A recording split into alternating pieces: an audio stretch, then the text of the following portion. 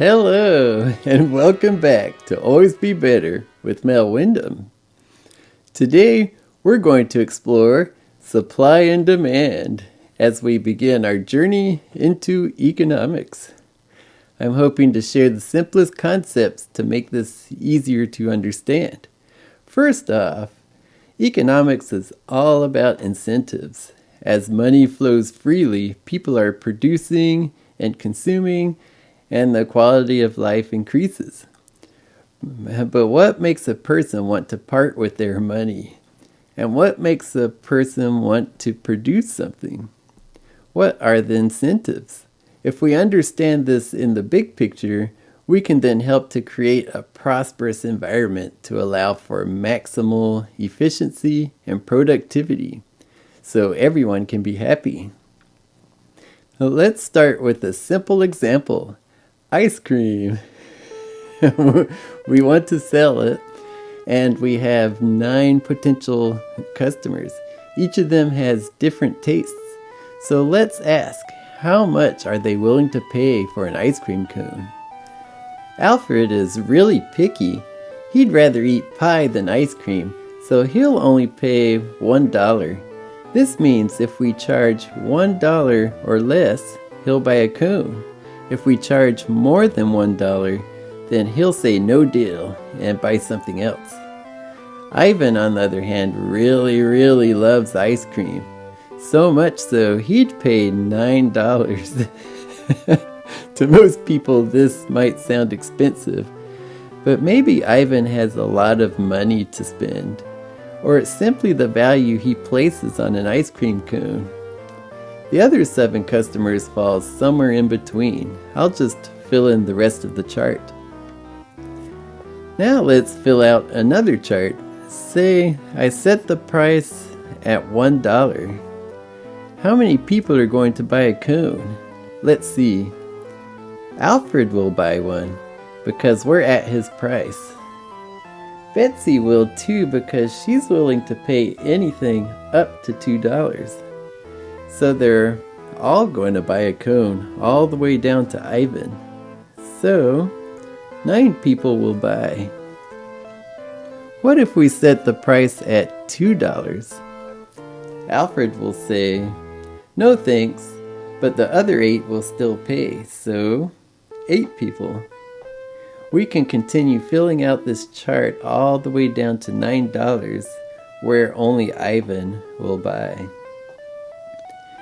And then we can graph it out like this. On this graph, price is listed on the left and the number of buyers across the bottom. And this should make sense. The lower the price, the more people will buy. If we draw a line through these dots, we can see an overall pattern. This accurately captures the incentives of our customers. We call this demand, and it usually has a downward slope. If we understand this, it can help us set the correct price. Now, let's switch gears and look at the ice cream suppliers. What are their incentives? Well, we have 9 suppliers, and I'm one of them. Jack is the best and most efficient producer. He has an army of ice cream machines, so he can make an ice cream cone for really cheap. He's willing to charge anything down to $1. I'm kind of middle of the road. In order for me to make any kind of profit, I need to charge at least $4. Robert, on the other hand, has a terrible ice cream setup, so he needs to make at least $9 a cone, or he'll lose money. Everyone else falls in between, like this. And just like before, we can ask, what if ice cream is selling at $1? How many of us would produce ice cream cones?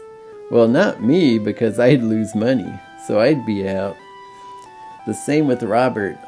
Only Jack would be in business, so that would just be 1 supplier.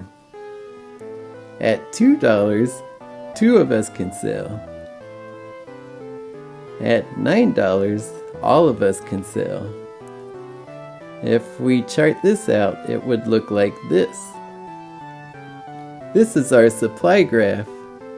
Note how the line goes up instead of down. This is because as the price of something goes up, it will attract more producers, so more products can be made. Makes sense? What I've shown you so far is greatly simplified. In real life, though, we're going to have many customers and many producers. If we look at everything as a whole, it's better to think of total number of ice cream cones instead of number of people. Also, in real life, these curves are going to be more curvy. Here's one possible scenario for our overall supply and demand curves. As soon as we place both curves on top of each other, we can immediately see an equilibrium price at $3. At that price, 5,000 ice cream cones are produced and 5,000 ice cream cones are purchased. If we set the price higher at $5, suppliers would produce around 7,000 cones, while consumers would only want to buy 3,000 cones. Not a good situation. And if the price were lower at $2, the situation flips. Suppliers wouldn't want to produce so much, but consumers would demand more. In either case, competitive pressures would push the price towards $3, where happiness appears to be maximized. Well, it wouldn't be a good outcome for me, because remember how I needed to charge $4 to stay in business? If I charged that price, customers would go to other ice cream parlors charging $3 and I'd be out of luck. My best bet would be to close up shop and try some other venture. Dang. And there we have it, supply and demand in a nutshell. We can dive in deeper in later videos, but that'll have to wait till next year. I already have something else planned for our next economics video in a couple of months. A fun experiment. But next week, we'll explore something completely different. Information overload! And how we might overcome it. Yeah, that'll also be fun.